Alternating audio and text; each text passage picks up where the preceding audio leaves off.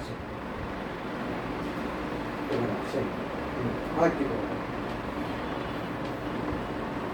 এখানে কি বলছি বলেন না আগে হ্যাঁ দুই ভাবে করা যায়, এভাবেও করা যাবে এভাবেও করা যাবে আমাদের। এখন আমি দেবো, এখন তোমাদের কাছে নাও আরেকটি করাইনি, তারপর ওখানে আমরা যাবো, এখান থেকে আরেকটি করাই দেবো এই অঙ্কটা মজা। বাক প্রক্রিয়া কত বলেন? সোজা কথা। এখন আমরা দেখছি কি সংখ্যা কয়টি বলো? 3।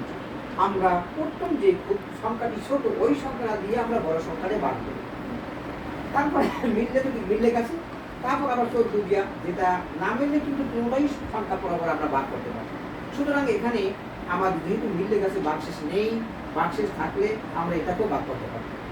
যেহেতু ভাগশেষ মিললে গেছে, আবার লিখে আমরা বাকি সংখ্যাটি আমরা আবার করব। এই বস্তু কি সমস্যা আছে বাবা? সমস্যা কি আছে? এখন তুমি এইটা করো। এখন শেষ একটু কথাও বলবো বাংলায়, শেষ বাদক কত বলেন? 2। শেষ বাদক কত?